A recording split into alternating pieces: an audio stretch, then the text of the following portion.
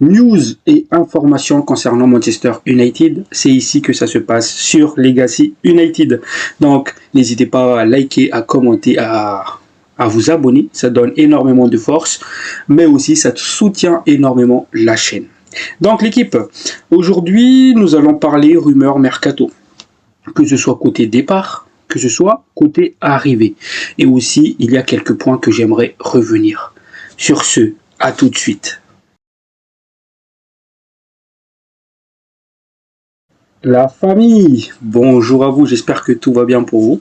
Pour ce qui est de ma part, je vais bien. Oui, je sais, ça fait 2 jours que j'ai pas posté de vidéo, mais c'est parce qu'il n'y avait pas quelque chose d'intéressant, donc je préférais attendre. Je pensais aussi que je vais attendre pour avoir la confirmation, le where he go pour Bemo, chose qui n'est pas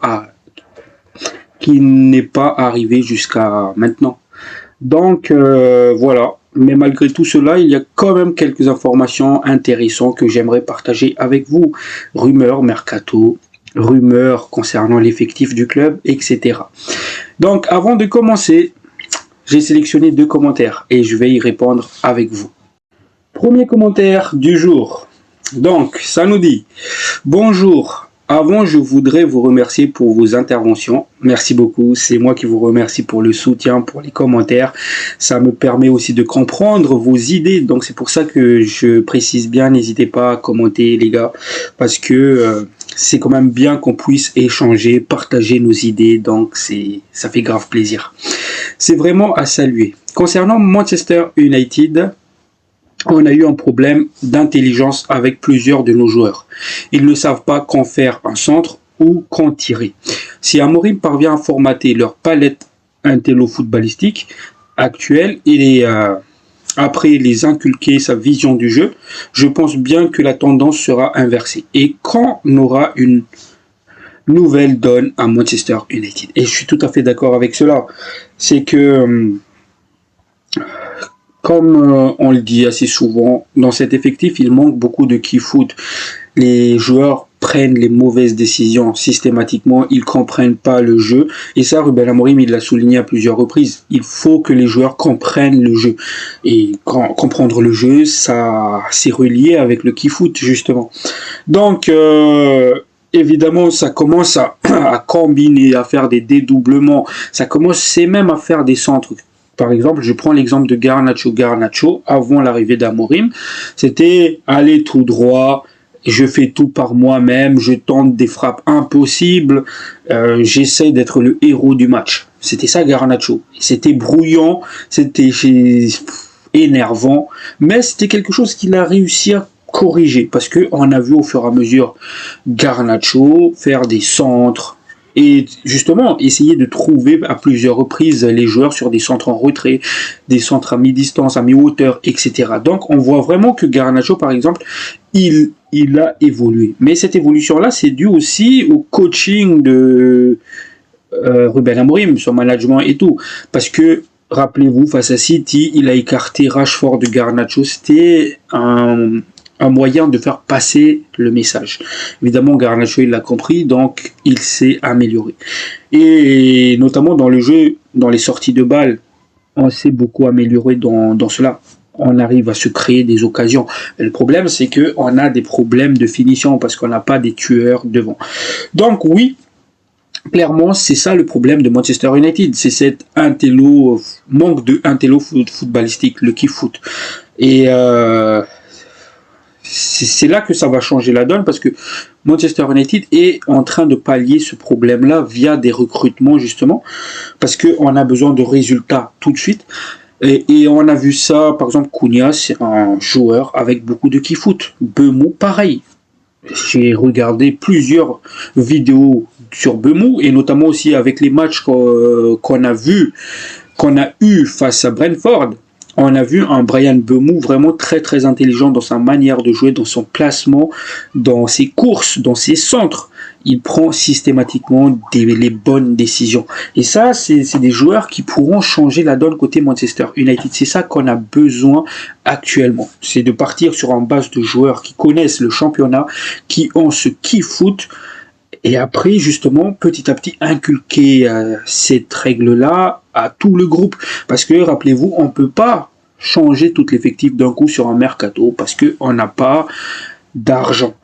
Et oui, ça revient. C'est pas vraiment une question d'argent parce que, rappelez-vous, au début du mercato, on a répété, et je pense plusieurs youtubeurs ont parlé de cela, ou même plusieurs créateurs de contenu, j'en ai vu sur TikTok, plein de mecs, de créateurs de contenu, qui ont dit que Manchester United n'avait pas le sou pour faire un mercato XXL. D'où il fallait gagner l'Europa League pour avoir justement 100 millions en plus.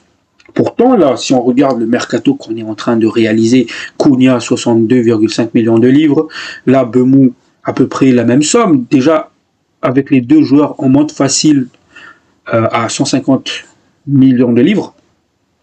Et avec tout cela, ça va s'ajouter à un Gyökeres, un milieu de terrain, etc. Et ça justement, c'est pas vraiment une question d'argent, en fait, ce qui manque à Manchester United actuellement. Le problème, c'est plutôt la question du PSR. Donc, voilà. Mais ça passe par des ventes, évidemment. Donc,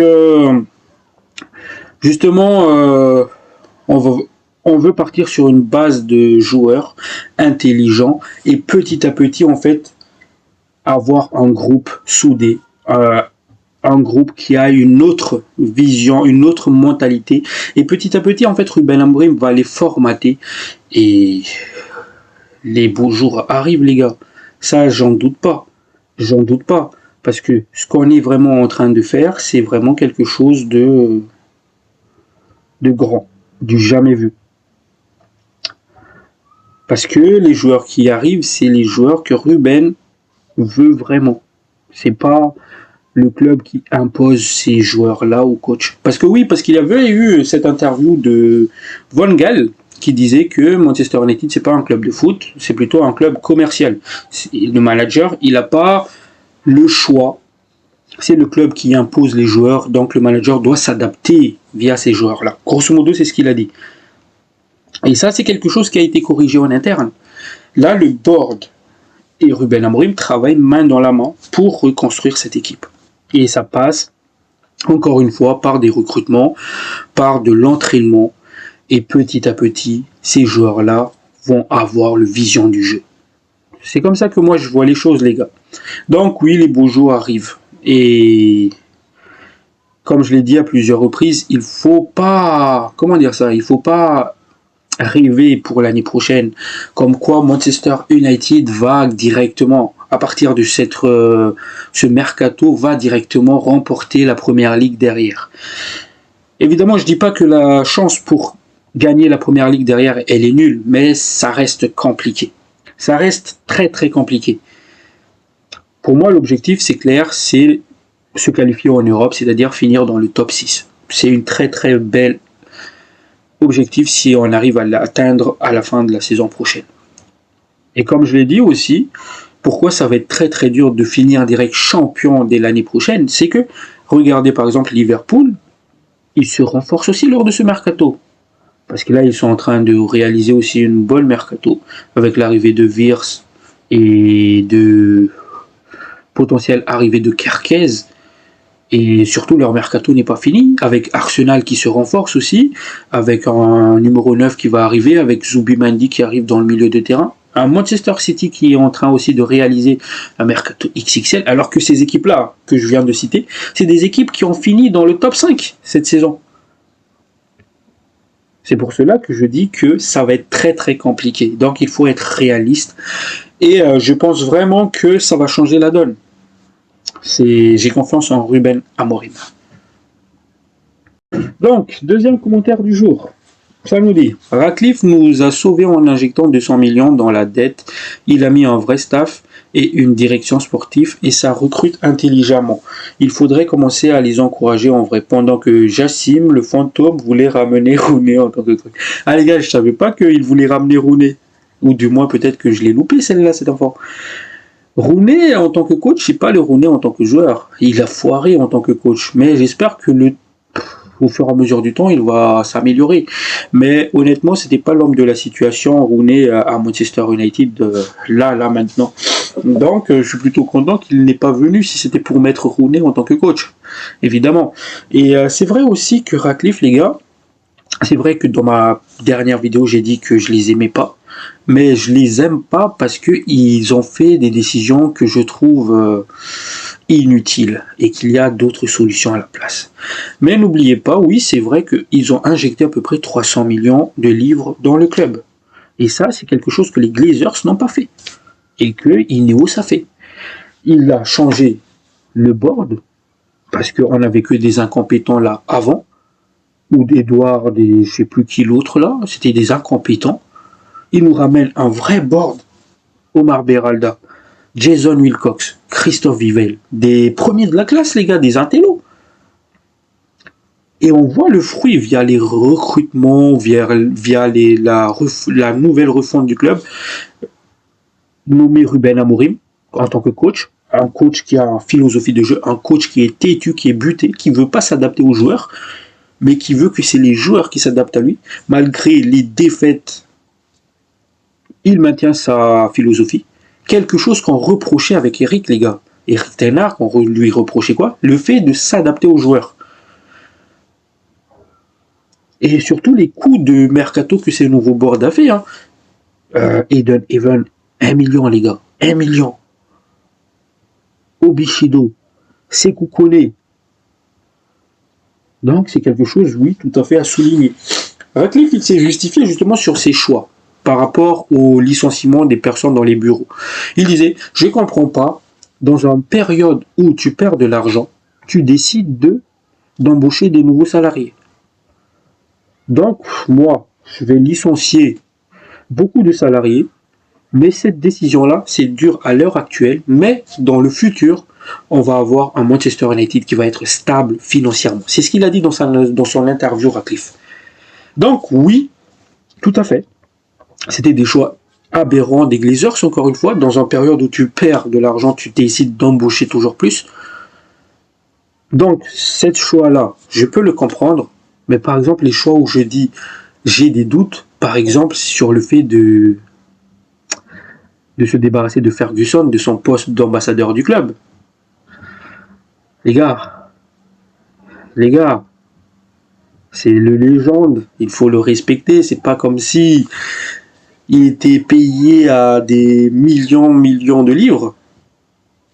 Le fait de réduire la bouffe à la cantine, je vois pas l'intérêt. Ok, c'est pour faire de l'économie de l'argent. Mais les gars, pour faire de l'économie, par exemple, solution tout con, il faut virer les joueurs qui nous servent à rien et on est là toujours à les payer des gros salaires. Luke Shaw, toujours blessé. Depuis son arrivée à Manchester, il a loupé 50% des matchs. Il faut se débarrasser de ces joueurs-là, gros salaire du club. Mais seulement pareil. C'était là en fait que j'avais eu des doutes, j'ai des doutes, mais seul l'avenir nous dira. Mais c'est vrai que ce qu'il a fait, Ineos, Ratcliffe, depuis son arrivée à Manchester United, les choix qu'il avait fait, c'était tous pertinents, à part justement le fait d'évincer Ferguson de son poste. Voilà. Donc voilà, on a fini de tout ce qui est commentaires. On enchaîne direct par les informations du club. Donc, Aiden Even, photographié en train d'étudier son jeu avec l'ancien attaquant et entraîneur Andy Magan. Ça, c'est une très très bonne nouvelle parce que malgré qu'il est en vacances, le gamin, il étudie son jeu de corps. Comme vous pouvez le voir sur cette image, les gars, Andy Magan, là, Mangan, il balance une vidéo sur la télé. Aiden Even est en train de suivre son explication et derrière, il met en pratique ce qu'ils ont vu. Ça veut dire que le gamin, il travaille vraiment, il veut vraiment s'imposer au club. Et comme je l'ai dit, les gars, pas besoin d'acheter un défenseur dès ce mercato. Les défenseurs, on les tient s'il n'y a pas de blessure. Et j'espère qu'il va revenir beaucoup plus fort, beaucoup plus intelligent dans le placement, dans son jeu de corps, dans sa manière d'utiliser le corps. Et c'est un très très bon gamin. Il a une fort potentiel. Il a une maturité en fait dans le jeu. Donc voilà, c'est quelque chose que j'aime beaucoup. Malgré qu'il soit en vacances, il travaille, il étudie. C'est un bon gamin, les gars. Après, Gyökeres. Gyökeres. Victor Gyökeres est décrit comme furieux contre le Sporting pour ne pas avoir respecté le Gentleman's Agreement. Ils ont convenu qu'ils autoriseraient un transfert vers certains clubs pour 60 millions plus 10 millions de bonus. Mais le président du Sporting, Frederico Varandas, pointe désormais vers une valorisation de 80 millions. Il a maintenant supprimé les mentions du Sporting sur son profil Instagram. Parce que c'est vrai, il l'a enlevé. Mais tout le monde a pensé en fait que c'est parce qu'il va bientôt quitter le Sporting qu'il l'a enlevé. Mais apparemment, parce qu'il est furieux, parce que le directeur du Sporting, le président du Sporting, veut 80 millions pour Gyökeres. Franchement, les gars, déjà pour 70 millions, on a du mal à avoir cette somme-là. Mais si en plus ça monte à 80 millions, ça va être compliqué. Hein. Ça va être compliqué. Mais voilà, il fait quand même partie des priorités de Manchester United. Et Ruben Amorim, il fait le pressing pour l'avoir. Donc, Manchester United a d'ailleurs effectué une première approche pour Victor Gyökeres par le biais des intermédiaires. United étudie actuellement les conditions d'un éventuel accord. Ruben Amorim est un grand admirateur de Gyökeres, l'ayant entraîné au Sporting. Les gars, j'ai hâte de faire ça à Old Trafford. J'ai hâte. Mais ça va être compliqué parce que ça va passer par des ventes pour pouvoir recruter Gyökeres. Parce que là, Manchester United accélère sur le piste de Bemou. Et une fois que ça sera fait, justement, Bemou, quand on a obtenu le Rigo, c'est là qu'ils vont se focaliser sur Gyökeres. Rappelez-vous, je pense dans mes précédentes vidéos, j'avais dit que prochainement, Manchester United allait discuter avec l'agent du joueur, les représentants du joueur. C'est quelque chose qu'ils ont fait maintenant. Ils ont discuté, ils ont étudié un potentiel transfert. Maintenant, les choses vont s'accélérer pour Gyökeres. Mais dans la deuxième partie du mercato. Parce que la première partie se ferme aujourd'hui et ça s'ouvre dans une semaine. Donc voilà. Je suis très très impatient de voir la suite, les gars. Mais il n'y a pas que Gyökeres comme non. Gyökeres est la priorité absolue de Manchester United. Mais si jamais ça ne se fait pas, Manchester United n'a pas écarté le nom de Victor Osimhen. Victor Osimhen d'ailleurs qui a refusé l'offre de Al Hilal. Donc voilà, très très bonne nouvelle, c'est-à-dire que soit on va avoir l'un ou l'autre. Donc je suis impatient les gars. Donc on continue sur les rumeurs mercato. Donc ça concerne les départs cette fois-ci. United souhaite un prêt initial assorti d'une obligation d'achat pour environ 45 millions d'euros pour Rasmus Højlund. Ce dernier s'est dit ouvert à un retour en Serie A. Et c'est quand même la Gazzetta qui le dit, les gars. C'est vrai qu'il a fait un interview justement pendant cette trêve avec l'équipe nationale où il disait qu'il a un contrat qui va justement jusqu'en 2030 et qu'il compterait jouer à Manchester United. Mais il y a cette information-là qui est sortie. Parce qu'on le sait, Manchester United souhaiterait vendre Rasmus Højlund en cas de signature de Gyökeres.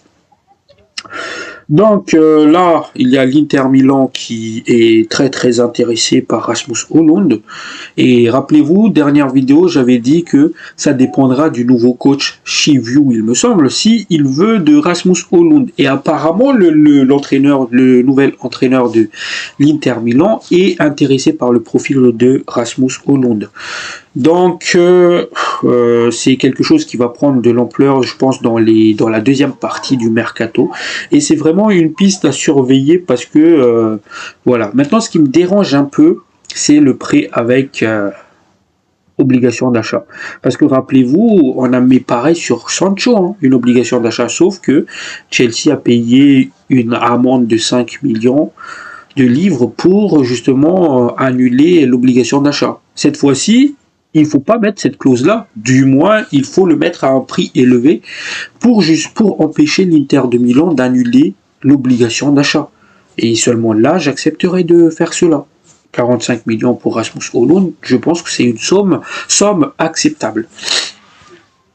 Donc, toujours côté départ, Garnacho est sur le point de partir. Il préférerait rester en première ligue.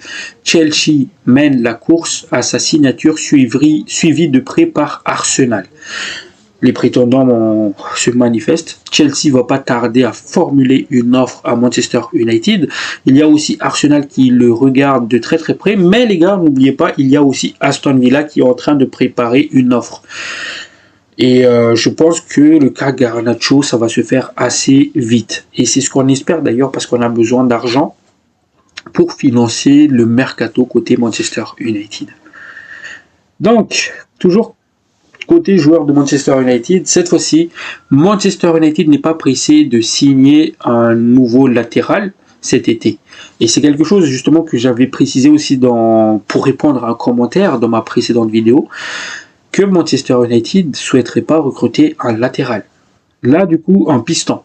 Amorim souhaite évaluer Diogo León en personne lorsqu'il rejoindra l'équipe en juillet. S'il impressionne, le rôle pourrait être partagé entre lui et Dorgu. Les plans pourraient toutefois changer si Shaw quittait le club. Donc, pour que Manchester United envisage de recruter un nouveau piston, il faut déjà qu'on arrive à vendre Luke Shaw. Mais sinon, Ruben Amorim, il veut vraiment observer, voir en personne les qualités de Diogo León. Et je pense qu'il va vite être impressionné parce que c'est vraiment un joueur très très intéressant, les gars.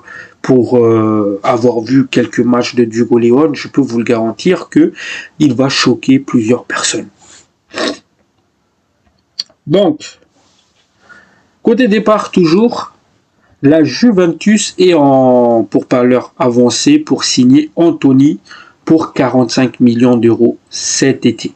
L'ailier brésilien a d'ailleurs accepté de rejoindre la Juventus. On parle là d'un contrat de 4 ans sur la table, 135 000 euros la semaine et plus une option supplémentaire.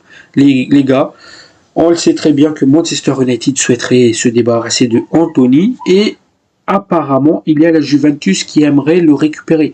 Donc, il faut qu'ils se mettent d'accord avec Manchester United.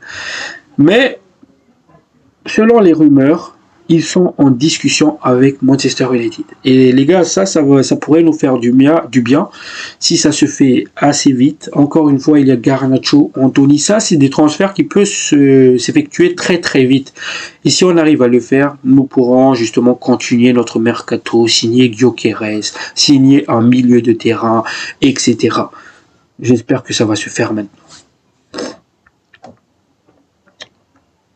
Manchester United est prêt à conclure un accord pour Aiden Hackney à 15 millions de livres sterling si Middlesbrough est d'accord. Ruben Amorim, il voulait un milieu de terrain athlétique, bon techniquement, physique, et Aiden Hackney, j'en ai déjà parlé dans ma dernière vidéo, c'est vraiment un bon profil jeune et qui représente toutes ces qualités-là. Encore une fois les gars, le profil idéal ça reste Ederson, mais on n'a pas d'argent. Donc je pense plutôt que Manchester United va se rabattre sur des noms comme justement Aiden Hackney. Et justement, il va évoluer et il va s'améliorer au fur et à mesure. Un peu comme le milieu de Crystal Palace. Il était en deuxième division l'année dernière. Et il s'est imposé justement en première ligue et maintenant il est estimé à plus de 100 millions d'euros. Wharton. Donc, Manchester United a discuté en interne de l'idée de signer Aiden Hackney de Middlesbrough. Ruben Amorim et Will Cox admirent tous les deux le milieu de terrain et le considèrent comme un excellent choix pour un milieu à deux. La vente de Casemiro ou d'un milieu de terrain pourrait être la clé du transfert financièrement. Donc voilà, c'est vraiment un profil qui est apprécié en interne et j'espère vraiment qu'il va avoir le même carrière que Wharton les gars. Parce que Wharton, comme je l'ai dit tout à l'heure, il était en deuxième division, il arrive à Crystal Palace, il fait une saison XXL et il est même sur la tablette des grosses équipes comme Manchester United. Donc voilà, s'il signe, j'espère vraiment que c'est un talent qui va s'imposer. Donc, Toujours à la recherche à la quête d'un milieu de terrain, Manchester United lance sur un milieu de terrain de la Lazio, Nicolo Rovella, 23 ans. Il a une clause libératoire de 46 millions de livres sterling. Un registre technique doué qui a ajouté du cran à son jeu. Sa valeur croissante reflète cette évolution. C'est vraiment un milieu de terrain techniquement doué, les gars. Il est technique, il est fort, il est dur sur l'homme, il récupère beaucoup de ballons. Donc ça pourrait aussi être un profil justement dans ce milieu de terrain de Manchester United. Un profil aussi jeune. Mais par rapport à la somme de sa clause, je le vois mal en fait venir à Manchester United, même s'il est étudié actuellement entre Hackney, qui est à l'habitude du pays, qui a à peu près le même âge, et un Nicolo Rovella. Et surtout Hackney qui coûte pas cher. Je pense que le choix il est vite fait, je pense, parce que Hackney il est vraiment pas mal. Et d'ailleurs, le petit jeune Hackney là, il commence à me hype les gars, parce que je commençais, justement parce que c'est un joueur que je connais pas, je commençais à regarder, à enchaîner des vidéos sur lui pour voir vraiment ce qu'il vaut. Ah, c'est très très fort, hein. C'est très très fort. On se rend pas compte, on se dit statistiquement c'est un joueur qui a claqué 8 buts cette saison, mais pour un milieu à vocation défensive, 8 buts c'est beaucoup. Après, il faut aussi qu'il réussisse le changement de catégorie. Il passe de Championship à la PL, donc c'est pas le même niveau, mais il n'est pas le premier à passer cette cape-là. Il y a Robertson de Liverpool, il y avait Harry Maguire à l'époque, il y avait justement Wharton l'année dernière, donc c'est pas le premier qui va passer cette cape-là. S'il est vraiment étudié en interne, les gars, je fais confiance à Wilcox, je fais confiance à Vivell, et s'il est vraiment étudié en interne, Hackney, c'est qu'il a les qualités pour s'imposer dans le milieu à deux. À voir. Donc voilà les gars, j'ai fait le tour de tout ce qui est news du club. Encore une fois, j'attendais vraiment j'arrive même plus à parler les gars. J'attendais vraiment le Where He Go pour Bemou, mais c'est pas tombé aujourd'hui. Donc j'espère que ça va tomber cette semaine. Mais en tout cas, si ça tombe, je vous ferai la vidéo. Apparemment, ça tarde parce que Manchester United est en train de discuter des frais pour le transfert et surtout des moyens de paiement, si on va payer petit à petit, comment ça va marcher. Apparemment, ils sont en train de négocier de comment ils vont payer cette somme-là, et c'est pour ça que ça retarde un tout petit peu. Donc, ça peut se faire très rapidement, ça peut se faire cette semaine, et voilà. Sur ce, la famille, j'ai fait le tour de tout ce qu'il y a à dire. Si ça vous a plu comme d'hab, abonnez-vous, un petit like, un petit commentaire, ça fait plaisir. Sur ce, prenez soin de vous, la paix sur vous. Ciao, ciao.